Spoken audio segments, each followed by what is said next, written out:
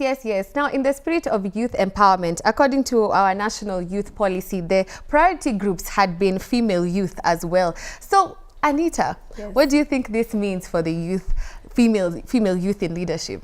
I am glad that they put the gentlemen on an edge so that we fight for the 2/3. Remember, it's not a new fight. It's been there since 2016, whereby we got the men. We took them to Serena. I say we took because I feel like it is a women. Yes. It's a women thing. We took them to Serena. We had them get ready. And when it came to voting day, these guys did not show up. These men. Yes. So sometimes you have to do extraordinary measures to get extraordinary results. If you do the same thing every day and you are not impressed with the results, it's time you do extraordinary things like we've seen the women do. I'm so happy. I'm proud of them. However, any woman who has vied for a second term as a woman rep has failed this nation. Oh, yes. Why is that so? Yes, because the women rep position was supposed to empower women. It's only sustainable for 20 years, after which it is assumed the women have been empowered enough. Oh. So the likes of Kina Sabina Shege, the likes of my women rep Beatrice Nkadha, Tharaka, Nithi County, as much as they are fighting, look here, the position was to empower women. Why are we empowering the same woman twice? When Hilda or Anita would have been the women rep this time. So there's supposed to be some restriction, like you can't vie for a second time. Yes, because as far as I know, yes, they're pushing for more women, but can these women also give other women a chance? Yes. Same case for youth. If you're looking at youth, like the likes of Kina Isaac Mwaura, he was nominated on the basis of albinism. Then he was under ODM. Now he was nominated again under Jubilee. That means, is there any, we ask ourselves, there is other disabilities in this country apart from being an albino, and he's a youth. That's why I'm commenting on him. So the same level, hata wanawake wasifinyilie wengine. So I expect them, now that they are passionate about this, none of them will come back as women reps since they've been empowered enough. Some for 10 years, they come as elected MPs. Yes. All right, Brightstar, what do you think? I tend to disagree with her 100%. Why? Because, I mean, what criteria are we using to say that when we give an MP a seat, do we say that he should resign after some time and give another man a chance? Well, no. And also, like the disability factor, the way she's saying, you cannot just go pick someone and put them in someone. They have to be someone who is willing to speak. I mean, as much as we have so many disabilities, there are not many people who are speaking and who are willing to join politics. So that's why I was saying last time, we have to empower even young people to know that they want to be in politics, because you cannot just pick people who are not interested.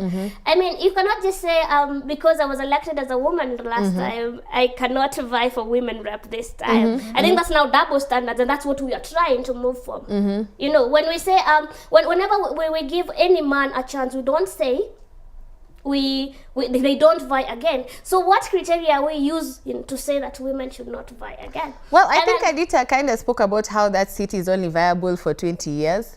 So, and also there could be a referendum that might be happening next year, according to credible sources. Because last time we had John Wangai here, the Laikipia senator, saying that he's had from very reliable sources that we might have a referendum next year, and that seat might disappear.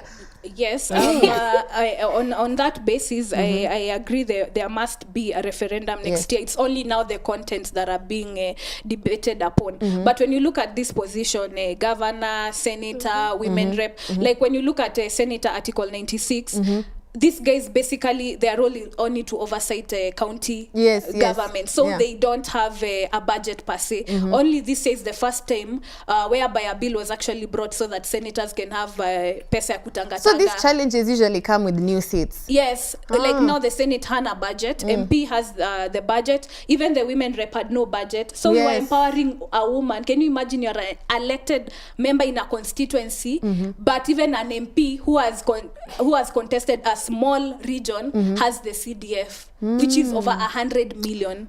So the women rep didn't have money. It's only, I think, the last around 3 years they've gotten money. That's how we were distributing sanitary pads, blah blah blah. That's how they've been able to move things around with a budget, because you cannot have a seat without a budget. What essentially are you doing? You're just warming the bench. Well, there's a women's rep who came here and also said that the 100 million you're talking about that the MPs get, but the women rep gets only 7 million of that. So she was claiming that it's hard for her to achieve most of her manifestos because of those vikwasos. Do you agree? Yes, I agree, because that's I'm asking, we are fighting for more seats. What exactly are the terms? Because you can have a seat and you end up being that term still a flower girl. Yeah. And yet you are dying By for the way, that seat. flower girl thing has been trending topic. Do you think it's true? What do you think, Brightstar? Do you think a women's rep is kind of a flower girl? No, I don't think so. What has your women's rep done in Kitui? That's personal to me. Do you know your women's rep in Kitui? My women rep, Kasalu. Hey, what has she done for the women in your constituency? No. You know, when I was vying, I had that term being used to me so many times, being told I'm a flower girl. I don't know what. So I feel actually it's not really about a flower girl. I mean, it's per se, it's just that the notion that women are weak. Because I mean, there are MPs we don't know in this country. There are governors we don't know. Someone is a governor and we don't, but you'll never hear them being called a flower boy or something of that sort. So I think it's just because of this, you know, this what are they called? The way people, I don't know where my words are going today. I mean, it's just the way we give me the word. Against women, like perceptions, not really perceptions. Like if you have women, like they are not just good enough. I'm trying to come up with the word, but I can't. No, it's not that. No, that's like a myth or something like that. So once you gather as a, and especially if you're pretty, you will be called a flag girl. Anita, today, even if you go and buy vehicles for the whole country, people will call you a flag girl because you are pretty. So I think it's just a notion. Thank you so much. No. We need to discuss the relevance of this seat, because I've asked you a question about your women's rep and you also don't know what she has done for your but at least I know her. Okay, come on, that's not a viable reason. And Anita, we've just said that she doesn't have a budget, so how is she supposed to work? No, she has some 7 million shillings that she can do work with anyway. Yes, so my women rep has distributed sanitary pads. However, I feel like there is really, truly a lot to be done. However, the restrictions are still there, and I believe as the women are fighting for more women in parliament, they should also fight for more better terms and conditions. If a constituency is getting, the least a constituency gets is 100 million per year, and this is a smaller region, can the women rep also get money? And also in the spirit, I told you I'm an accountant, I love money and all that. Lol. Yes, in the spirit of that, to avoid the double duplication, because she will need to form maybe a committee to do these factors related to affirmative action to avoid duplication. Because what happens now, let me say an example is a road. The county government allocates money for that road. Then while it's starting to build, it's a national government road. Even the constituency, the MP decided also to allocate money. So the double allocation, pesa inapotea katikati. I see. So in that basis, we really need the Auditor General to calm down. At least I know for the women rep, the money can be strictly for affirmative action, but we need to know ata hii na affirmative action ni nini, because for constituency development, you identify if it's education, if it's health, what's your priority. But affirmative action will be now they've done the sanitary pad, then they will have the women and youth groups. So I'm looking also at a situation whereby if finally they are given a committee and they are able to run with this show, can they define what exactly they are going to do? Because we are not here to waste money. That's true. I also like that. Let them define what it is they're going to do, so that they can also get the budget accordingly as well.